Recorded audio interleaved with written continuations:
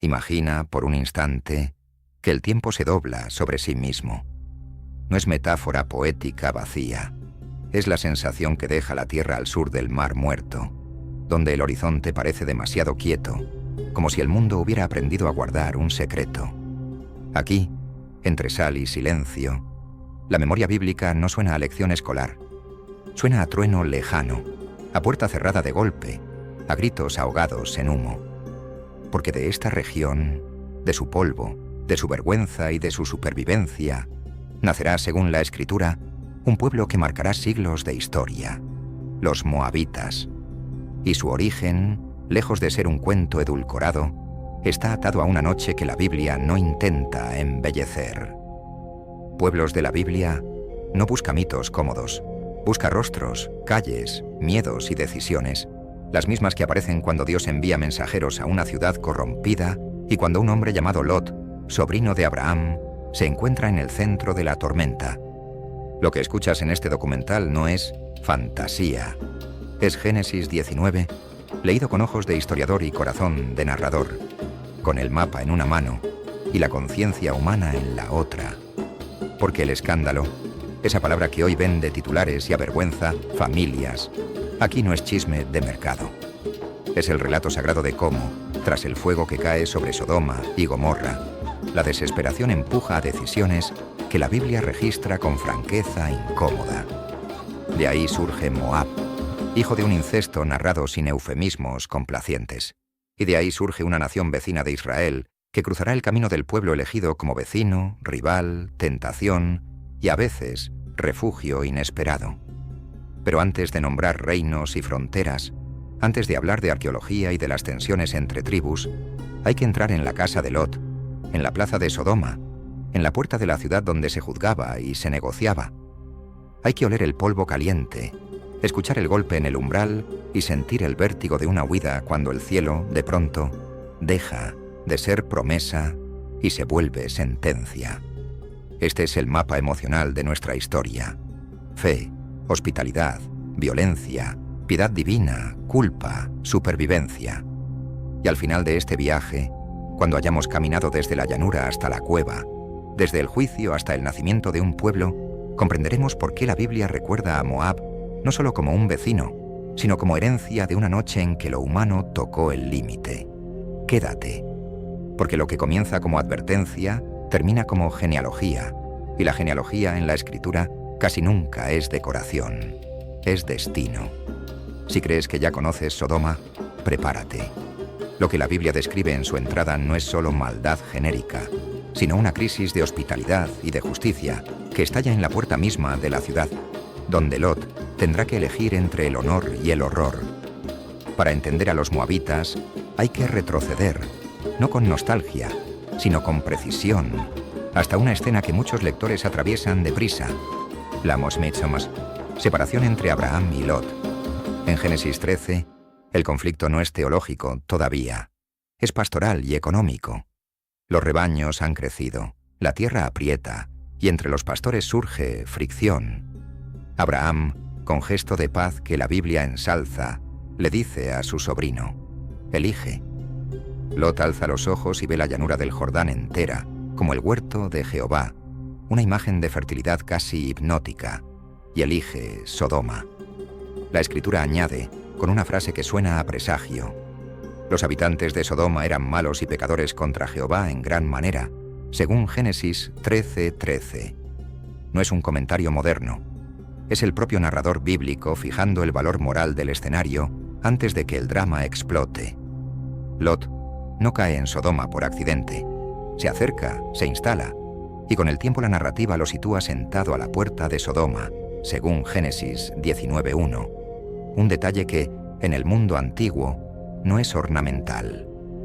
Sentarse a la puerta podía significar prestigio, el lugar donde se administraba cientos, justicia, donde se negociaba, donde un hombre reconocido medía disputas. También podía significar identificación. Lot, el extranjero que llegó con Abraham, ahora es figura visible en una ciudad que la Biblia ya ha calificado como radicalmente rebelde contra el orden divino. Esa tensión entre pertenencia y peligro es el telón de fondo de todo lo que vendrá. El escenario geográfico refuerza la solemnidad del relato. La tradición bíblica sitúa Sodoma y Gomorra en la llanura circundante al mar Salado, una región de belleza abrupta y de extremos climáticos, donde la sal y el desierto convierten el paisaje en metáfora viva de frontera, lo habitable y lo hostil, lo fértil y lo quemado. Los historiadores debaten localizaciones concretas, nombres, estratos, evidencias, pero lo que importa para la fidelidad narrativa es que la Biblia presenta a estas ciudades como centros de una civilización que ha torcido la brújula moral hasta el límite. Antes de la noche final, la Amino Vecinos Escritura nos da otra escena que funciona como llave interpretativa. En Génesis 18, Jehová se manifiesta a Abraham en Mamre, rodeado de hospitalidad, el apresuramiento de Sara, el pan, la carne, el gesto de respeto, y allí se anuncia el nacimiento prometido, y en el mismo hilo narrativo surge el tema del juicio sobre Sodoma y Gomorra. Abraham intercede con audacia reverente. ¿Destruirás al justo con el impío? La pregunta no es retórica, es el corazón del drama moral. Y en esa conversación bíblica se insinúa una verdad incómoda. Si existieran justos suficientes, el castigo colectivo podría detenerse. Pero la historia avanza hacia un umbral donde la misericordia no elimina la santidad de Dios y la santidad no se confunde con tolerancia cómplice. Llegamos entonces a Génesis 19, versículos 1 a 3. Los dos mensajeros, ángeles según el texto, llegan a Sodoma al atardecer. Lot está en la puerta. La reacción es inmediata. Se levanta para recibirlos, se inclina con el mino metintos rostro a tierra. Insiste en que no pasen la noche en la plaza. Los conduce a su casa, prepara banquete, cuece pan sin levadura. La hospitalidad aquí no es modales, es protección. En muchas culturas antiguas, pernoctar en la plaza exponía al viajero a la arbitrariedad de la calle. Lot lo sabe. Actúa como anfitrión y como escudo. Y en ese gesto, el pan caliente, la mesa, la puerta cerrada tras los huéspedes, se concentra el contraste que el relato bíblico quiere grabar a fuego. En un mundo donde la violencia llama a la puerta, la piedad empieza por el hogar. Lot, con todas sus flaquezas que la narrativa no ocultará después, aquí aparece intentando mantener un orden sagrado mínimo. Recibir al extranjero, darle refugio, reconocer en el forastero algo que la ciudad ha olvidado. Pero Sodoma no deja respirar. Antes que se recostasen, rodearon la casa los hombres de la ciudad, los hijos de Sodoma, todo el pueblo desde el joven hasta el viejo, según Génesis 19:4. La Escritura enfatiza el carácter corporativo del pecado. No es un grupo marginal, es una multitud que sube desde lo profundo de la urbe como una sola respiración hostil. Y su exigencia es explícita, brutal, cargada de transgresión. Traer a los huéspedes para abusar de ellos. Aquí la narrativa bíblica no sugiere con delicadeza abstracta. Presenta una cultura colapsada, donde el extranjero deja de ser invitado y se convierte en objeto de violencia. Lot sale al umbral y cierra la puerta tras sí, un gesto físico de límite, e intenta razonar con la muchedumbre. Entonces ocurre una de las escenas más incómodas de todo el Antiguo Testamento. Ofrece a sus hijas vírgenes, proponiendo un intercambio que hoy estremece al lector moderno y que la propia narrativa usa para mostrar la desesperación moral de un hombre atrapado entre dos fuegos. Los mensajeros intervienen. Arriman a Lot, hirieron con ceguera a los que estaban extramuros, desde el menor hasta el mayor, de modo que se fatigaban, buscando la puerta, según Génesis 19, 10 y 11. La imagen es cinematográfica en su crueldad poética. Ceguera como juicio inmediato, la multitud violenta volviéndose ridícula y patética, tropezando contra muros y puertas, incapaz de encontrar lo que momentos antes creía controlar. Lot, todavía dentro de la casa, recibe la orden. Rescata a quienes te pertenecen. Aparecen los yernos, y la narración insinúa que piensan que Lot bromea, y aparecen las hijas y su esposa. El amanecer apremia. Los mensajeros lo agarran de mano, de su mujer y de sus hijas, por la misericordia de Jehová hacia él, y lo sacan y lo ponen fuera de la ciudad, según Génesis 19, 15 y 16. Nota el detalle bíblico. No es solo fuerza, es también compasión divina actuando sobre un hombre que, aunque mezclado con Sodoma, aún es considerado digno de rescate en el diseño del relato. Y entonces suena la frase que cierra la escena como trueno lejano que se acerca. Huye por tu vida. No mires tras ti, ni pares en toda la llanura. Huye al monte, no sea que perezcas, según Génesis 19, 17. El cielo, que un instante parecía solo amanecer, se prepara para hablar en otra lengua, fuego y azufre, juicio sobre una civilización que quiso violar lo sagrado del huésped y profanar el límite. Lot pedirá una ciudad pequeña, Zoar, y la Escritura narrará cómo, cuando el sol ya había salido sobre la tierra, Jehová hizo llover sobre Sodoma y Gomorra azufre y fuego, y como la mujer de Lot, al mirar atrás, se convertirá en estatua de sal en el mismo instante en que la piedad exige obediencia y el corazón humano tropieza con la nostalgia imposible. Y solo entonces, cuando el humo lo cubra todo, la historia girará hacia la cueva, hacia el vértigo y hacia el nacimiento de un pueblo llamado Moab. Lot ya no es el hombre sentado con autoridad en la puerta de la ciudad. Es un fugitivo con el aliento cortado, arrancado del mundo que eligió. Los mensajeros le han dicho la verdad sin adornos. Si se detiene en la llanura, perecerá. Lot, en un gesto que mezcla miedo y pragmatismo, responde con una súplica que la Biblia conserva tal cual. No puede huir al monte. El mal lo alcanzará y su vida se apagará, según Génesis 19, 18 y 19. Pide entonces refugio en una ciudad pequeña, Zoar, nombre que el texto explica como connotación de pequeñez en el juego del relato.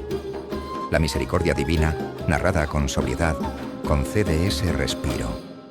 Zoar quedará preservada por el bien de Lot, según Génesis 19, 21 y 22. Es un detalle teológico fácil de pasar por alto, pero enorme en significado. El juicio no es teatro de crueldad, sino un acto de santidad que aún deja espacio para la súplica humilde del que huye. Lot sube de Zoar o sale hacia ella según el flujo exacto del texto, y el sol ya ha salido sobre la tierra cuando el cielo comienza a hablar en la lengua del trueno y del fuego.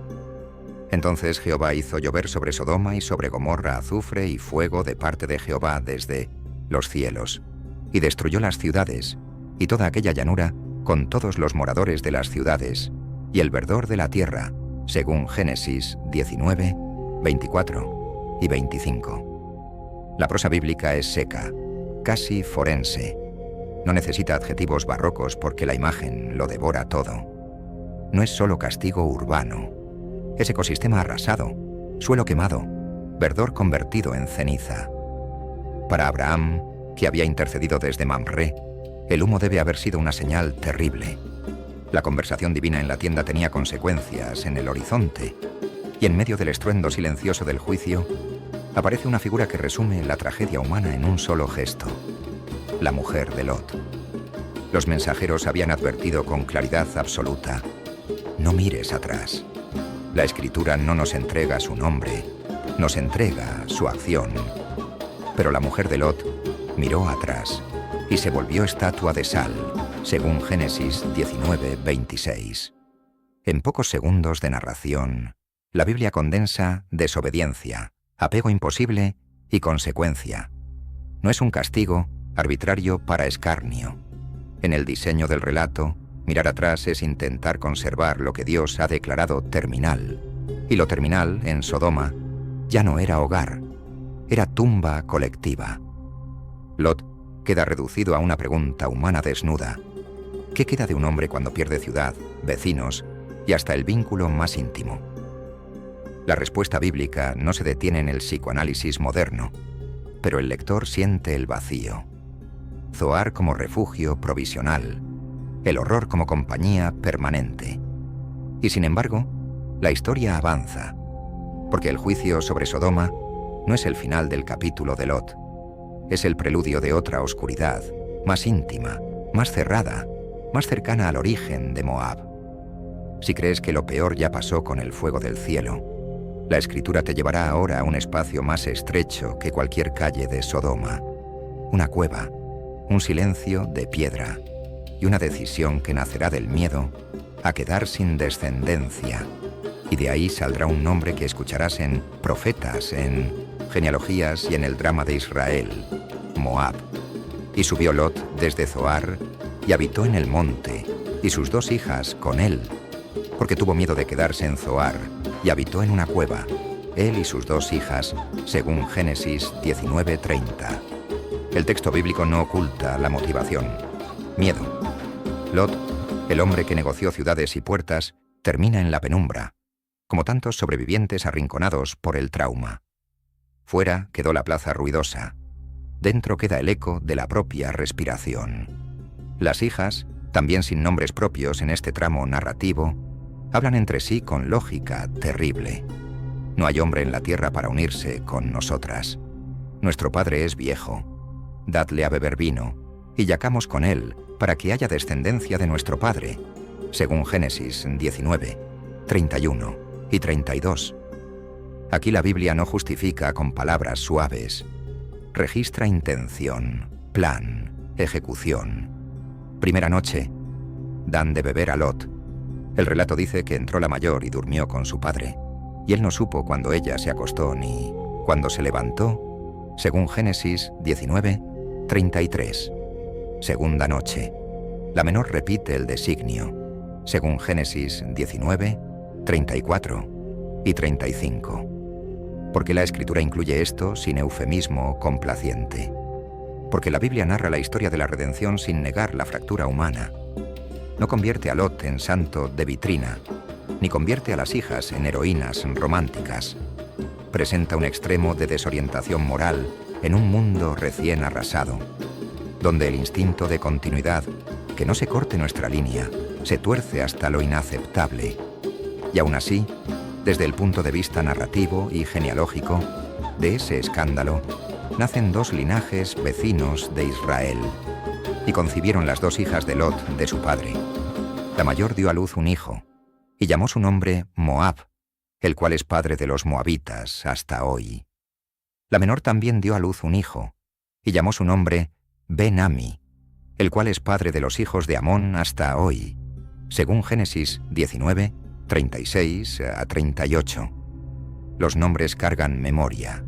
Moab se ha explicado tradicionalmente en conexión con la idea de padre, un eco que el propio texto invita a leer como huella del origen, y Ben-Ami sitúa el linaje de los amonitas en el mismo episodio. 2 pueblos, 2 fronteras futuras, 2 historias que chocarán y convivirán con el pueblo de Abraham. Génesis 19 cierra el nacimiento, pero la Biblia apenas comienza a usar la palabra moabita como nombre de destino. Habrá tierras, reyes, conflictos y hasta una extranjera cuyo nombre resonará en la línea del Mesías. Si quieres entender a Moab, no basta la cueva. Hay que cruzar el Jordán con los ojos abiertos. Si esta reconstrucción te ha prendido el alma, suscríbete ahora a Pueblos de la Biblia. Cada semana abrimos otra puerta de la Escritura con la misma fidelidad, el mismo rigor y el mismo fuego narrativo. No te pierdas el próximo capítulo. Cuando Israel camina hacia la tierra prometida, Moab deja de ser solo genealogía y se vuelve geopolítica. En Números 22 a 24, Balac, rey de 1800, Moab, mira venir a un pueblo numeroso y siente vértigo. Llama a Balaam para maldecir a Israel. La Escritura transforma el episodio en teatro de soberanía divina. Lo que pretende ser maldición se convierte en oráculo de bendición y profecía, incluyendo líneas que la tradición cristiana leerá como sombras mesiánicas. Moab, pues, aparece como frontera teológica, el miedo del rey, el dinero del adivino, la palabra de Dios imponiéndose sobre la manipulación humana. En Ruth 1, versículos 1 a 5, el hambre empuja a una familia de Belén a los campos de Moab. Allí Ruth, moabita, queda viuda y elige un vínculo indestructible con Noemí. Tu pueblo será mi pueblo, y tu Dios mi Dios, según Ruth 1:16. La ironía redentora es profunda. Del escándalo de Génesis 19 brota siglos después una historia donde la fidelidad extranjera se vuelve linaje de David, según el propio relato, en Ruth 4:17-22. Moab no es monolítico en la Biblia. Es vecino temido y a la vez lugar donde Dios escribe giros inesperados. En Jueces 3, versículos 12-30, Eglón, rey de Moab, oprime a Israel. Ehud entra en escena con un relato de liberación tan visceral que la narración bíblica misma lo cuenta con detalle casi cinematográfico. Moab vuelve a ser potencia opresora y también el escenario donde Yahvé levanta salvación mediante líderes imperfectos. Pero la historia de Moab no vive solo en relatos de jueces y extranjeras fieles. En la piedra y en los anales aparece un reino con nombre propio, Mesa, tributos, dioses locales y una voz que grita desde el polvo del museo, la estela de Mesa. La arqueología no prueba cada coma de un relato bíblico, como si fuera un acta notarial moderna. Lo que hace, cuando converge, es densificar el mapa en el que la Biblia se movía. La estela de Mesha, del siglo IX a.C. aproximadamente, es uno de esos encuentros raros, un texto moabita que menciona a Omri, rey de Israel, y describe conflictos, conquistas de ciudades y obras públicas en nombre del dios Chemosh, deidad principal moabita según fuentes del Levante antiguo. Leerla junto a 2 Reyes 3 es como escuchar dos testimonios en tensión. Propaganda real y narrativa profética, cada uno con su voz, cada uno con su agenda, pero ambos reconociendo que Moab fue actor político real, no fantasía cartográfica. Geográficamente, el territorio moabita se asocia con tierras al este del Mar Muerto, entre fronteras cambiantes según épocas, mesetas, cañones, rutas comerciales, fortalezas que miran hacia el oeste con recelo. La Biblia nombra ciudades en contextos diversos, pero en el drama moabita resuenan lugares como Dibón, Medeba, Ar, topónimos que anclan el relato en un paisaje que aún hoy enseña su geología severa al viajero. Cuando la piedra y el pergamino coinciden en nombres y fechas, el historiador respira con respeto. Cuando discrepan, no se trata de ganar un debate con sarcasmo, sino de ponderar evidencias y reconocer que las fuentes antiguas hablan lenguajes distintos. Memoria litúrgica, memoria cortesana, memoria triunfalista. Lo que importa para nuestro documental es claro. Los moabitas fueron un pueblo con culto, lengua, reyes y trauma compartido, y su nombre arrastra desde Génesis el eco incómodo de un origen narrado sin maquillaje. Queda una pregunta que atraviesa profetas y salmos. Si Moab nació de un escándalo, ¿cómo habla Dios, justicia y misericordia sobre sus fronteras, sus humillaciones y su futuro? El Pentateuco ya deja huellas normativas difíciles. En Deuteronomio 23, versículos 3-6, se restringe la integración plena en la asamblea de Yahvé hasta ciertas generaciones respecto de amonitas y moabitas, con motivos narrados en conexión con hostilidad en el camino del Éxodo, y con Balaam, un texto que la tradición judía y cristiana ha discutido y aplicado con matices a lo largo de siglos. No estamos ante un odiar al vecino por raza moderno. Estamos ante ley antigua tejida con memoria, de conflicto, culto y peligro espiritual, y debe leerse con la sobriedad del contexto y la coherencia del canon. Los profetas cargan sobre Moab oráculos de juicio, Isaías 15 y 16, Jeremías 48, con imágenes de luto nacional, ciudades caídas, fugas, vergüenza pública. La poesía profética mezcla historia y símbolo. Moab como vecino orgulloso, Moab como cuenco derramado, Moab como advertencia para quien confía solo en murallas y en caminos comerciales. Y al mismo tiempo aparecen grietas de compasión en el mismo tejido poético, lamentos por pueblos rotos, porque la justicia divina no anula en el Antiguo Testamento la capacidad de dolerse del dolor ajeno cuando la retórica lo permite. En el Salmo 60, versículo 8, y paralelos, la línea sobre Moab y el calzado se lee en clave de humillación simbólica en el lenguaje poético de guerra y soberanía. No es un manual de crueldad personal, Es lenguaje antiguo de reyes y naciones, duro al oído moderno, que obliga al lector, contemporáneo, a distinguir entre metáfora política del salterio y ética del vecino en la enseñanza de Jesús. Una lectura cristiana posterior que, fiel a Mateo y Lucas, reconfigura fronteras con parábolas y mesa. Así, Moab queda como espejo incómodo. Origen escandaloso según Génesis. Vecino peligroso en Jueces y Reyes, extranjera bendecida en Ruth, reino real en la piedra, y voz profética que habla de juicio sin borrar del todo la posibilidad del duelo. ¿Qué nos deja hoy ese cruce de caminos? Pueblos de la Biblia termina cada viaje donde debe terminar, no en un titular fácil, sino en preguntas honestas. Génesis 19. No nos ofrece una lección superficial de ciudades malas como caricatura. Nos muestra hasta dónde puede llegar una cultura cuando la violencia llama a la puerta del extranjero, y hasta dónde puede caer la desesperación humana cuando el mundo se reduce a una cueva y el futuro parece cerrarse. La Biblia narra el origen moabita sin limpiar el barro. Eso no es primitivismo moral, es testimonio de verdad sobre la condición humana rota, y al mismo tiempo, un canon que más adelante podrá colocar a una moabita en el camino hacia David, como si la gracia supiera escribir recto con líneas torcidas. Hoy, cuando miras el mapa y el museo, Moab deja de ser un nombre raro. Es frontera, memoria, conflicto, encuentro. Y cuando vuelves a Génesis 19, recuerdas la advertencia que acompañó la destrucción. No mires atrás hacia lo que Dios ha juzgado. Avanza hacia la obediencia que salva. En esa tensión, juicio y misericordia, escándalo y redención, late el pulso de la Escritura.